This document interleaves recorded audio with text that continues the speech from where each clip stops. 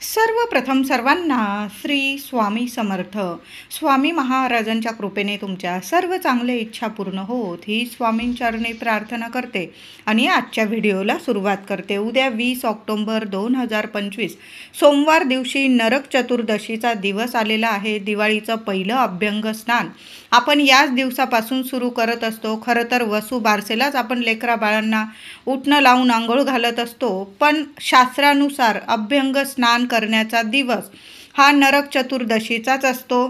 अभ्यंग स्नानात प्रथम डोक्यापासून पायापर्यंत तेल लावावं आणि 15-20 मिनटं किंवा अर्धा तास ते तेल आपल्या अंगाला शरीराला मुरू द्यावं. नंतर तुम्ही उठणं लावत असाल किंवा काही लोक घरच्या घरी बेसन पीठ, दूध, हळद वगैरे मिक्स करून असं घरच्या घरी उठणं सुद्धा तयार करतात आणि ते सुद्धा अंगाला लावलं जातं. चोळून छान असं आंघोळ घातलं जातं. अर्धी आंघोळ झाली की घरातल्या महिला पुरुष लोकांना ओवाळत असतात. आई असू दे, पत्नी असेल आपल्या पतीला ओवाळते, आई असेल आपल्या मुलांना ओवाळते. तर अशा पद्धतीने अर्धवट आंघोळ झाली की मग पत्नीने किंवा आईने आपल्या मुलांना किंवा पतीला ओवाळलं जातं आणि मग छान स्नान करून स्वच्छ नवीन कपडे घालून देवाला नमस्कार केला जातो. यालाच दिवाळीचं अभ्यंग स्नान म्हटलं जातं. तर अभ्यंग स्नान करताना आंघोळीच्या पाण्यात जरूर काही वस्तू टाकाव्या. यामुळे आपल्यामधील किंवा आपल्या आजूबाजू जी नकारात्मकता असते, शत्रुदोष असतात, ते संपूर्ण नष्ट होतात आणि देवांची, माता लक्ष्मीची आपल्याला अखंड कृपा प्राप्त होत असते.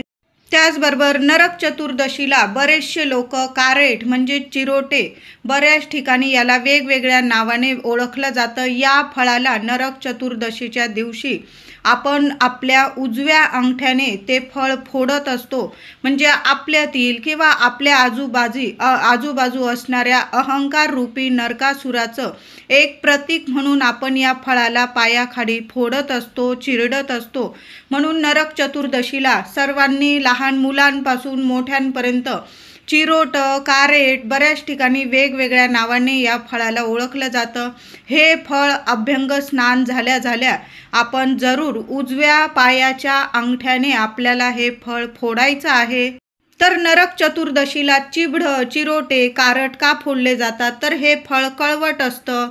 आपल्या आजूबाजू आपल्यामधील राक्षसी कळवटपणा नष्ट करावा, काढून टाकावा, आपल्यातील वाईट गुणांचा नाश व्हावा म्हणून आणि नरकासूर समजून आपण उजव्या पायाच्या अंगठ्याने हे चिबडं अभ्यंग स्नानानंतर बाथरूमच्या बाहेर किंवा काही लोक तुळशी वृंदावनाच्या बाजूला सुद्धा हे फळ फोडण्याची जुनी प्रथा आहे. घराबाहेर फोडण्याची जुनी प्रथा आहे. काही ठिकाणी अभ्यंग स्नान झालं की बाथरूममधून बाहेर येताच आई असेल, पत्नी असेल, उजव्या पायाच्या म्हणजे मुलांना किंवा पतीला हे फळ फोडायला नक्कीच लावते. तिचं अभ्यंग स्नान झालं की ती स्वतःसुद्धा उजव्या पायाच्या अंगठ्याने आपण हे फळ फोडायचं असतं.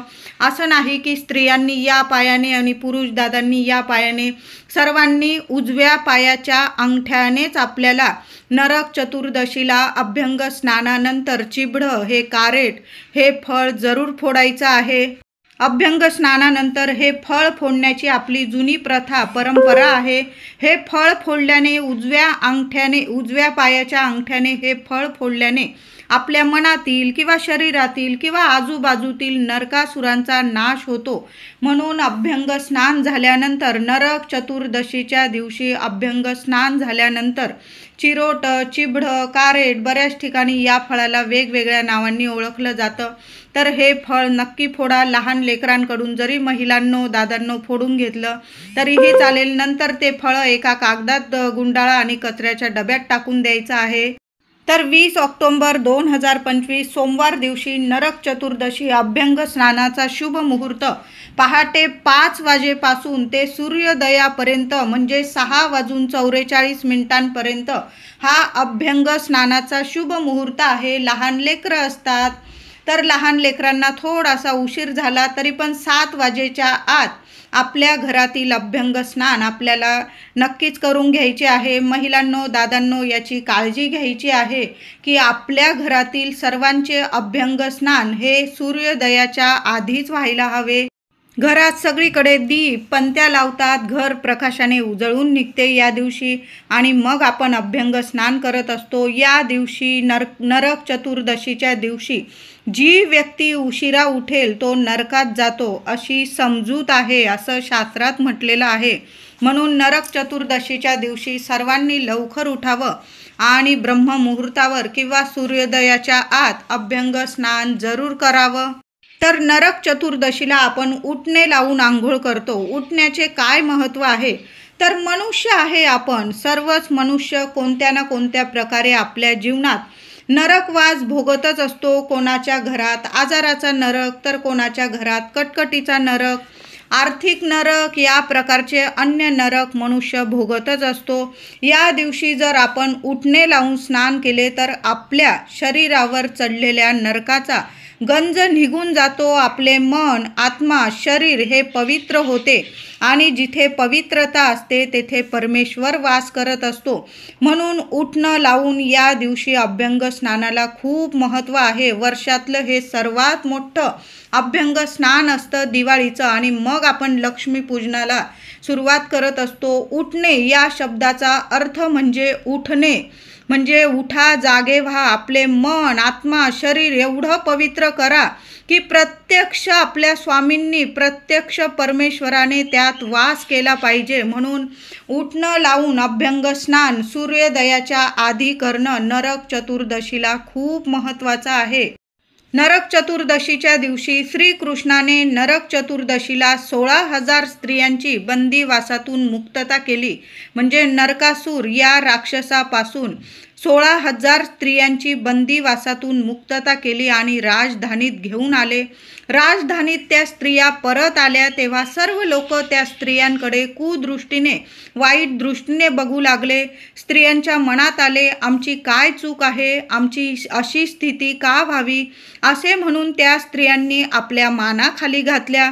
भगवान श्रीकृष्णांना ते सर्व काही समजले. त्यांनी त्या स्त्रियांना उटणं लावून आंघोळ करायला, म्हणजे स्नान करायला सांगितले व तुम्ही आतापर्यंत भोगलेल्या नरकाला उटण्याने लावून स्वच्छ करा असा आदेश दिला. त्याप्रमाणे त्यांनी तसं अभ्यंग स्नान केलं. यानंतर श्रीकृष्णाने सर्वांसमोर त्या स्त्रियांना प्रतिष्ठा मिळवून दिली. ती म्हणजे मी तुम्हाला पत्नी रूपात स्वीकार करत आहे असं म्हणताच त्या स्त्रियांचा, सर्व स्त्रियांचा माना वरती झाली. त्यांना प्रतिष्ठा, मान, सन्मान मिळाला. त्यानंतर त्या सर्व स्त्रियांनी उटण्याने स्नान केले. यामुळे त्यांचे मन, आत्मा, शरीर पवित्र झाले. म्हणून नरक चतुर्दशीला उटणं लावून स्नानाला खूप महत्त्व आहे. महिला असतील, पुरुष दादा, लहान लेकरांपासून सर्वांनी उटणं लावून आंघोळ जरूर करावं. आश्विन वद्य चतुर्दशीला सत्यभामा आणि श्रीकृष्णांनी मिळून नरकासुराचा वध केला. बंदीशाळेतील स्त्रिया मुक्त झाल्या. त्या प्रित्यर्थ सगळीकडे आनंदोत्सव, दीपोत्सव साजरा केला गेला. म्हणून दिवाळीचा सण आपण सर्व मिळून आनंदाचा हा सण साजरा करत असतो आणि पहिलं अभ्यंग स्नान करत असतो. या दिवशी सर्वांनी सूर्योदयाच्या आधी स्नान करण्याचा जरूर प्रयत्न करा. जी व्यक्ती या दिवशी लवकर उठून स्नान करत नाही त्या व्यक्तीवर माता लक्ष्मीची कृपा प्राप्त होत नाही. या दिवसाच्या अभ्यंग स्नानाचे फायदे मिळत नाही, लाभ मिळत नाही. स्नान करण्याच्या पाण्यात काही वस्तू महत्त्वाच्या जरूर टाकाव्या. महिलांनो, याची काळजी नक्की आपणच घ्यायची आहे. तर मुलं किंवा पतिदेव किंवा घरातली इतर व्यक्ती अभ्यंग स्नान करत असतील तर आपण उटणं, तेल वगैरे तर लावतोच, पण त्या अभ्यंग स्नानाच्या पाण्यात जरूर काही वस्तू नक्कीच टाकाव्या. यामुळे आपल्याला जी काही लक्ष्मी मातेची कृपा मिळते ती आयुष्यभर पुरते. म्हणजे वर्षभर आपल्या आयुष्यात कशालाच कमी उरत नाही आणि कुठलीच शत्रू वगैरे आपल्याला पीडा देऊ शकत नाही. सर्व शत्रूंचा नाश होतो. नरक चतुर्दशीच्या दिवशी अभ्यंग स्नान करताना आंघोळीच्या पाण्यात या वस्तू जरूर टाका. यातील एक का होईना वस्तू जरूर टाका. अभ्यंग स्नानाचं पुण्य फळ आपल्याला मिळत असतं. तर या दिवशी आंघोळीच्या पाण्यात एक का होईना 1-2 आंब्याची पानं टाकायची आहे. प्रत्येकाने हा उपाय वेगवेगळा करा. महिलांनो, तुम्ही पाणी घेतलं, मुलांना तेच दिलं असं करू नका. लहान लेकरं जरी असले, प्रत्येक मनुष्याचे ग्रहमान हे वेगवेगळे असतात. म्हणून उपाय सेवा करताना वेगवेगळं आंघोळीचं पाणी घ्यायचं आहे आणि वेगवेगळी आंब्याची पानं टाकून आंघोळ करा। एखादं तुळशीपत्र असेल आंघोळीच्या पाण्यात जरूर टाका, एक आंब्याचं पान टाका, एक तुळशीपत्र टाका, गुलाबजल असेल, गंगाजल असेल, तीर्थक्षेत्री अभ्यंग स्नान केल्याचं आपल्याला पुण्य फळ मिळणार आहे आणि गुलाबजलाने माता लक्ष्मी आपल्याकडे आकर्षित होणार आहे। गुलाबजलाची बाटली घेऊनच या।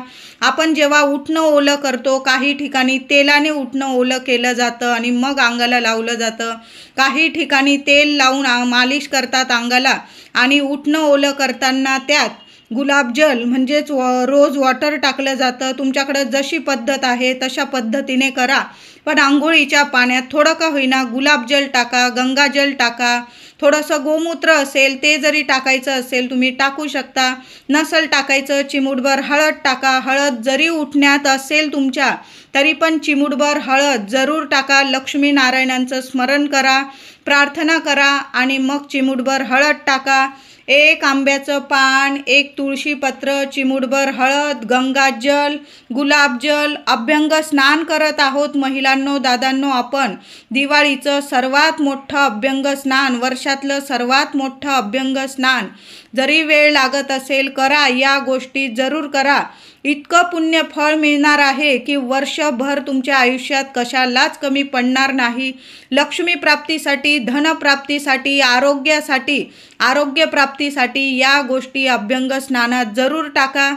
नरक चतुर्दशीच्या दिवशी आंघोळीच्या पाण्यात या 5 वस्तू तर मी म्हणते नक्की टाका।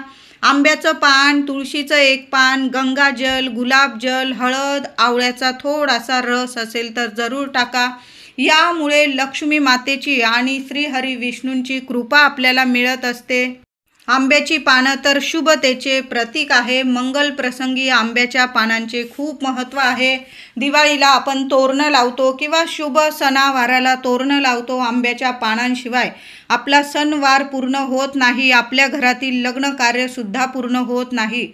मग दिवाळीचं अभ्यंग स्नान कसं बरं पूर्ण होईल? म्हणून आंब्याचं पान टाका, तुळशीचं पान टाका, गंगाजल, गुलाबजल, हळद, आवळ्याच्या रसाचे 2 थेंब, या सर्व वस्तू लहान लेकरांपासून मोठ्यांपर्यंत जरूर आंघोळीच्या पाण्यात टाका आणि मग अभ्यंग स्नान करा। बघा वर्षभर तुम्हाला कशाला कमी पडते का नाही? तुम्हीच मला सांगाल ताई, खूप छान उपाय सेवा आहे। लक्ष्मी नारायणांची इतकी कृपा प्राप्त होईल तुम्हाला आणि तुमच्या आजूबाजू जे नरकासूर असतील सर्वांचा नाश होईल। कुठलाच शत्रू तुम्हाला वर्षभर कुठलीच पीडा देऊ शकणार नाही। तुमच्या मनात नकारात्मक भाव असतील, काही निगेटिव्ह विचार येत असतील, कुठली बाधा असेल, आरोग्य नीट नसेल, या सर्व गोष्टींचा जर नाश करायचा असेल तर नरक चतुर्दशीला असं अभ्यंग स्नान जरूर करा। जरी तुम्ही छान उठणं वगैरे लावत आहात, तेल लावून तर जरूर आंघोळ करा। लहान मुलांपासून मोठ्यांपर्यंत सर्वांनी तेल लावा, थोडा वेळ तेल मुरू द्या शरीराला, नंतर आपण उठणं लावून अभ्यंग स्नान करा। पण आंघोळीच्या पाण्यात या सर्व गोष्टी वस्तू जरूर टाका। कुठलाच नरकासूर तुमच्या आजूबाजू उरणार नाही, सर्व शत्रूंचा जरूर नाश होईल। त्याचबरोबर महिलांनो, दादांनो, यावेळी नरक चतुर्दशी म्हणजेच आश्विन अमावस्या ही सोमवती अमावस्या म्हणून सुद्धा आलेली आहे। सोमवारी अमावस्या दुपारी 3:44 प्रारंभ होणार आहे आणि दुसऱ्या दिवशी लक्ष्मी पूजनाच्या दिवशी 21 ऑक्टोबर मंगळवार रोजी सायंकाळी 5:54 ही अमावस्या तिथी समाप्त होणार आहे। बरेचसे लोक आपल्या घरावरून, मुलाबाळांवरून, गाडीवरून नारळ ओवाळून टाकतात, पण कृपया सर्वांनी 20 तारखेला कुणीच नारळ वगैरे ओवाळून फोडू नका। सोमवारी आपण नारळ कधीच फोडत नाही, म्हणून तुम्हाला घरावरून, मुलांवरून, गाडीवरून जरूर ओवाळून टाका। मी म्हणत नाही, अमावस्या तिथीच असते लक्ष्मी मातेची सेवा करण्यासाठी, लक्ष्मी नारायणांची सेवा पूजा करण्यासाठीचीच ही तिथी असते आणि आपल्या घराची इडापिडा दूर करण्याची सुद्धा ही मोठी तिथी असते आणि वर्षातली सर्वात मोठी आश्विन अमावस्या म्हणजे लक्ष्मी पूजनाची अमावस्या आहे। आपल्या घराची आधी इडापिडा दूर करा आणि मग लक्ष्मी मातेला आपल्याला स्वागत करायचं आहे, आवाहन करायचं आहे। तर तुम्हाला नारळ फोडायचे असतील, घरावरून नारळ ओवाळून टाकायचं असेल, मुलांवरून ओवाळून टाकायचं असेल, वाहन असेल 2 चाकी 4 चाकी तर ओवाळून टाकायचं असेल नारळ, तर मग 21 ऑक्टोबर 2025 लक्ष्मीपूजनाच्या दिवशी मंगळवारी तुम्ही नारळ जरूर फोडू शकता। संध्याकाळी 5:54 अमावस्या तिथी असणार आहे। अमावस्या संपण्याच्या आत आपल्याला नारळ ओवाळून टाकायचा आहे। तुम्ही म्हणाल मग लक्ष्मीपूजन अमावस्या तिथी संपल्यावर चालेल का? तर हो, आपण लक्ष्मीपूजनाच्या वेळी नारळ ओवाळून टाकू नका। आपण लक्ष्मीपूजन संध्याकाळी करणार आहोत, कारण जी तिथी सूर्योदय बघत असते ती संपूर्ण दिवस रात्र मानली जाते। म्हणून शास्त्रानुसार 21 ऑक्टोबर रोजीच आपण लक्ष्मीपूजन करणार आहोत। पण आपल्या घरावरील इडापिडा काढण्याची वेळ ही दुपारपर्यंतच आहे, म्हणून दुपारीच आपण नारळ वगैरे ओवाळून टाकायचे आहे। तुम्हाला नारळ ओवाळून टाकायचं असेल घरावरून, मुलांवरून, गाडीवरून, तर 21 तारखेला दुपारी 12 वाजेच्या आत जरी तुम्ही नारळ ओवाळून टाकलं घरावरून, मुलांवरून, गाडीवरून, किंवा इतर तुमचं दुकान वगैरे असेल, व्यवसाय असेल, तर तुम्ही त्यावरून नारळ ओवाळू शकता। दुपारी 1-2 वाजले दुपारचे तरीही चालेल, पण संध्याकाळी 4 वाजेनंतर आपण लक्ष्मीपूजनाची तयारी करणार आहोत। लक्ष्मीपूजनाची तयारी होण्याच्या आत आपण या सर्व गोष्टी करून घ्यायच्या आहे। म्हणून नारळ ओवाळायचा असेल तुम्हाला तर मग दुपारीच ओवाळून टाकून द्या। एखाद्या डस्टबिनमध्ये टाका, कुणाच्या पायाशी येणार नाही, आपल्यामुळे कुणाला त्रास होणार नाही याची नक्की काळजी घ्या। अमावस्या तिथी अशी असते की सर्व इडापिडा उतरवण्याची स्थिती आहे, पण आपली इडापिडा आपण जर कुणाच्या पायाशी दिली तर आपली इडापिडा कधीच उतरत नाही।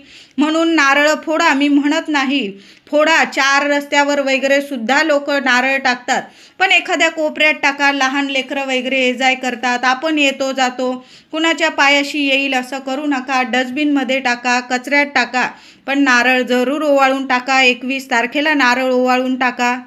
तर नरक चतुर्दशीच्या दिवशी अभ्यंग स्नान कसं करावं, आंघोळीच्या पाण्यात कोणत्या वस्तू आपण टाकायच्या आहे, अभ्यंग स्नान झाल्यावर चिरोट म्हणजे ते कारट आपण फोडत असतो, नरकासूर स्वरूप आपण त्या राक्षसाचा नाश करतो। तर उजव्या पायाच्या अंगठ्यानेच आपल्याला नरकासूर म्हणजे आपल्याला चिबडं फोडायचं आहे, नाश करायचा आहे। आपल्यातील किंवा आपल्या आजूबाजू जो नरकासूर असतो, शत्रू असतो, त्याचा नाश करण्यासाठी आपण नरक चतुर्दशीला अभ्यंग स्नान केल्यानंतर चिरोट कारट फोडत असतो। तर आपण अभ्यंग स्नान झाल्यानंतर तुम्ही घराच्या बाहेर फोडू शकता किंवा तुम्ही बाथरूमच्या बाहेर सुद्धा फोडू शकता। महिलांनो, उद्या नरक चतुर्दशीचा दिवस उठल्याबरोबर ब्रह्ममुहूर्तावर उठून अभ्यंग स्नान करा आणि सोमवार आहे, आंघोळीच्या पाण्यात मी ज्या वस्तू सांगितलेल्या आहे त्या नक्की टाकून आंघोळ करा, कुठलेही दोष लागणार नाही। असं म्हटलं जातं की सोमवारी महिलांनी डोक्यावरून पाणी घेऊ नये, पण नरक चतुर्दशीला संपूर्ण स्नान अवश्य करावे। डोक्यापासून पायापर्यंत नीट आपल्याला अभ्यंग स्नान करायचं आहे। म्हणून आपल्याला केससुद्धा, सर्वांना केससुद्धा धुवायचे आहे आणि आंघोळीच्या पाण्यात आंब्याचं पान, तुळशीचं पान, हळद, गोमूत्र किंवा गंगाजल आणि गुलाबजल या गोष्टी जरूर टाका, कुठलेही दोष लागणार नाही। उलट आपल्याला संपूर्ण अभ्यंग स्नानाचं, दिवाळी अभ्यंग स्नानाचं संपूर्ण फळ मिळणार आहे। नरक चतुर्दशीला 14 दिवे लावण्याची आपली जुनी परंपरा आहे। काही महिला सकाळी लावतात, काही महिला संध्याकाळी।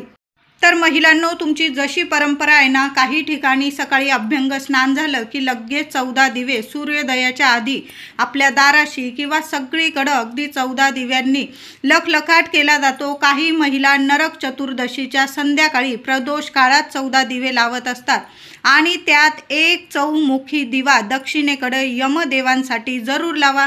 ज्यांचं काल म्हणजे धनत्रयोदशीला यमदीपदान राहून गेलेलं असेल काही कारणास्तव, तर उद्या जरी तुम्ही एक चौमुखी दक्षिणेकडं दिवा लावून दिला मुख्य दरवाजा बाहेर, आयुष्यातील नरक यातना असतील, नरक यातना प्रत्येकाला मी तुम्हाला सांगितलं काही ना काही नरक यातना आपण भोगतच असतो। काहींना पैशांविषयी, आरोग्याविषयी, शिक्षण, नोकरी, असा कुठलाच मनुष्य नाही की त्याला यातना नाही।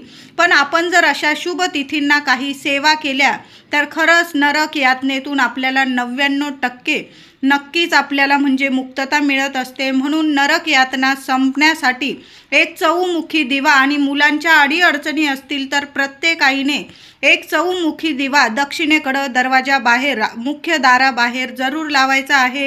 तर तुम्ही सकाळी लावू शकता किंवा संध्याकाळी प्रदोष काळात सुद्धा लावू शकता। मातीची चौमुखी पंती घेतली, सगळीकडं दिवे लावून घ्या। एक मातीची पंती घ्या, दुहेरी 4 वाती टाका, तिळाचं मोहरीचं किंवा देवांसाठी जे तेल वापरतात ते तेल टाका आणि मुख्य दाराशी काहीतरी आसन द्या आणि हळदी कुंकू वाहून पूजा करा त्या दीपदानाची आणि दक्षिणेकडे हात जोडून नमस्कार करा आणि मग घरात यायचं आहे। नंतर तो दिवा तुम्ही पाण्यात विसर्जित करा किंवा धुवून चून पुन्हा वापरू शकता। असं नाही की तुम्ही यमदेवांसाठी दिवा लावला मग तो दिवा वापरायचाच नाही।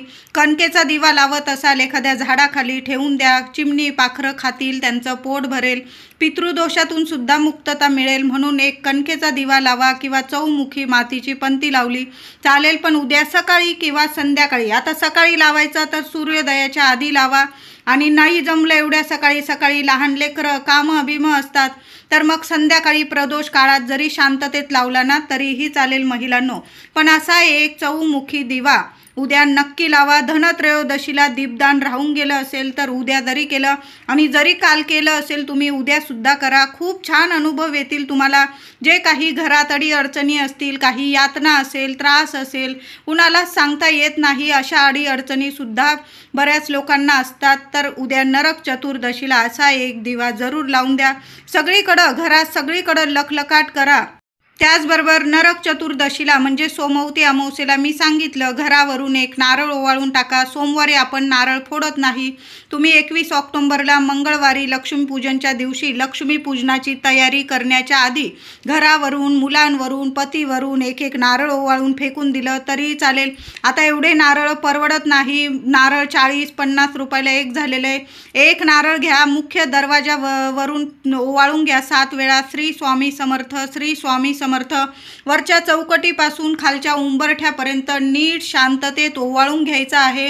तुम्हाला काय त्रास आहे, चिंता आहे, अडीअडचणी सांगा स्वामींना आणि नारळ ओवाळून घ्या आणि डस्टबिनमध्ये टाकून द्या। आपण त्याच घरात राहतो, घराची इडापिडा जाणार म्हणजे आपली तर नक्कीच जाणार आहे। म्हणून एक नारळ फक्त घरावरून जरी ओवाळून टाकला, आता ज्यांना परवडताय नारळ त्यांनी नक्कीच प्रत्येकावरून एक नारळ ओवाळून टाका। ज्यांना नाही परवडत एक नारळ सुद्धा इतकं सोन्यासारखा अनुभव देऊन जाईल तुम्हाला।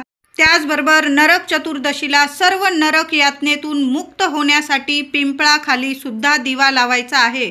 उद्या तुम्ही पिंपळाला स्पर्श सुद्धा करू शकता। नरक चतुर्दशीला तुम्ही पिंपळाला जरी स्पर्श केला तरीही चालेल किंवा लांबून नमस्कार करा, पण पिंपळाच्या झाडाखाली जरूर जाऊन या आणि तुमची जी इच्छा आहे, लक्ष्मी नारायण वास करतात आणि पिंपळाला नमस्कार करा, एक दिवा लावा, एक गुळाचा खडा ठेवा आणि मग घरी यायचं आहे। हनुमान मंदिर असेल तर एक दिवा हनुमान मंदिरात सुद्धा जय श्रीराम बोलून लावून या। यामुळे सर्व नरक यातना, त्रास, अडीअडचणी, बाधा नष्ट होऊन सुख समृद्धी आरोग्याची आपल्याला प्राप्ती होते। गरिबांना दान करता आलं दान करा। गाईला नैवेद्य ताजी चपाती गूळ तूप लावून खाऊ घालता आली तुम्हाला तर नक्कीच खाऊ घाला। या नरक चतुर्दशीला जेवढे उपाय होतील, सेवा होईल तेवढे नक्कीच करा, पण चुकून सुद्धा कुणाचं मन दुखेल, कुणाला आपल्यामुळे त्रास होईल अशा गोष्टी या दिवशी चुकून सुद्धा करू नका, नाहीतर मग तुमच्या पापांमध्ये 14 पटीने भर होणार आहे। म्हणून चुकून सुद्धा आपल्यामुळे कुणाचं मन दुखेल असं तर कधीच वागू नये। सर्वांशी नीट गोड बोललं तर आपल्याला गोडावाच मिळतो, कडू बोललं तर कडवाच मिळतो आपल्याला। म्हणून उद्या तर नक्कीच कोणाचंच मन दुखवू नका। वाईटावर चांगल्याचा विजय म्हणून हा दिवस नरक चतुर्दशीचा दिवस आपण साजरा करत असतो। सर्व वाईट गोष्टींचा आपल्या आजूबाजू जे नरक असतील, नरक यातना म्हणजे नरकासूर असतील, शत्रू असतील, त्यांचा नाश होण्यासाठीचाच हा दिवस असतो। आपल्या मनात काही निगेटिव्हिटी असेल, संपूर्ण उठणं वगैरे लावून असं छान अभ्यंग स्नान करा आणि लगेच देवांना नमस्कार करा।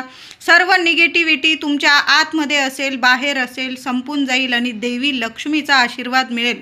असा हा सुंदर दिवस असतो। लक्ष्मी पूजनाचा आदल्या दिवसाचा दिवस इतका सुंदर असतो की सर्व नरक यातनेतून आपण मुक्त होतो आणि दुसऱ्या दिवशी लक्ष्मी पूजन साजरं करत असतो। नरकासुराचा वध देवी सत्यभामा आणि श्रीकृष्णांनी केला होता। याच दिवशी जेव्हा महिषासूर, नरकासूर, राक्षस त्रासांची सीमा पार करतात तेव्हा तेव्हा देवी महाकाली देवी देवतांमध्ये संचार होऊन अशा राक्षसांचा नाश करत असते. म्हणून नरक चतुर्दशीला अभ्यंग स्नान झाल्यानंतर देवांची पूजा करावी, मंदिरात दर्शनास जावे. गणपती बाप्पांचं, श्रीकृष्णांचं देवी मंदिर, महाकाली मंदिर असेल, या दिवशी श्रीकृष्ण पूजनाबरोबर महाकालीचे सुद्धा पूजन करण्याची काही ठिकाणी जुनी परंपरा आहे. म्हणून जेव्हा जेव्हा असे नरकासूर किंवा महिषासूर त्रास देतात, देवी महाकाली कोणत्या ना कोणत्या देवांमध्ये संचार होऊन त्या राक्षसांचा नाश करत असते आणि महाकालीची सर्व देवी देवतांची कृपा आपल्याला मिळावी म्हणून देवांच्या मंदिरात उद्या जाऊन नक्की दर्शन घ्या. अभ्यंग स्नान करा, नवे कोरे कपडे घाला, छान शुभ रंगाचे, आणि छान असं देवी देवतांचं दर्शन करायचं आहे. आणि दुसऱ्या दिवशी आपल्याला छान असं लक्ष्मीपूजन साजरं करायचं आहे.